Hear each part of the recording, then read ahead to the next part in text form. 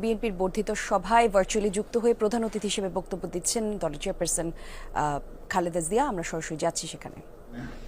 আমি চিকিৎসার কারণে যুক্তরাজ্যে অবস্থান করলেও আমি সব সময় আপনাদের পাশেই আছি।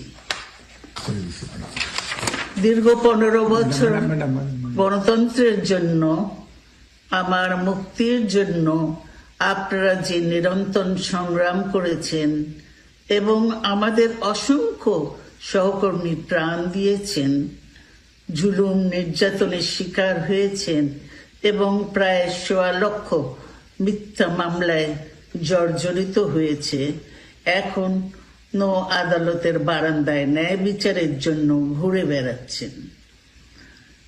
আপনাদের এ ত্যাগ শুধু দল নয়, জাতি চিরকাল স্মরণ রাখবে।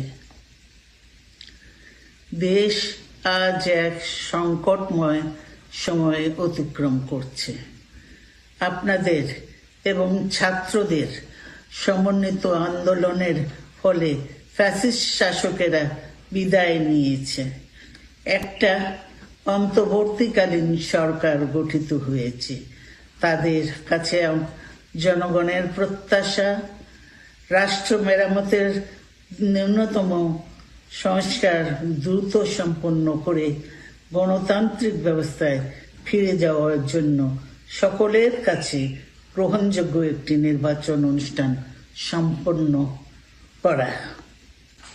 আমার অবর্তমানে দলের ভারপ্রাপ্ত চেয়ারম্যান, সিনিয়র নেতৃবৃন্দ এবং আপনাদের সকলকে সাথে সঙ্গে নিয়ে নিরন্তর কাজ করে দলকে সুসংহত করেছেন।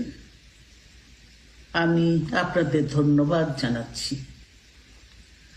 আমি বিশ্বাস করি আপনারা শহীদ প্রেসিডেন্ট জিয়াউর রহমানের আদর্শে আরো উজ্জীবিত হয়ে আগামী নির্বাচনে সাফল্যের জন্য ঐক্যবদ্ধভাবে কাজ করবেন।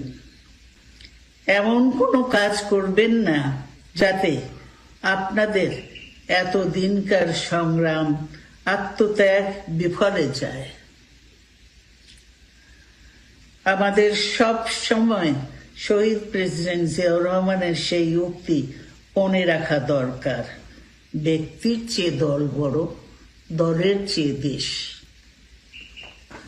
বাংলাদেশের সর্বস্তরের মানুষ, বিশেষ করে তরুণ সমাজ আজ এক ইতিবাচক গণতান্ত্রিক পরিবর্তনের জন্য উন্মুখ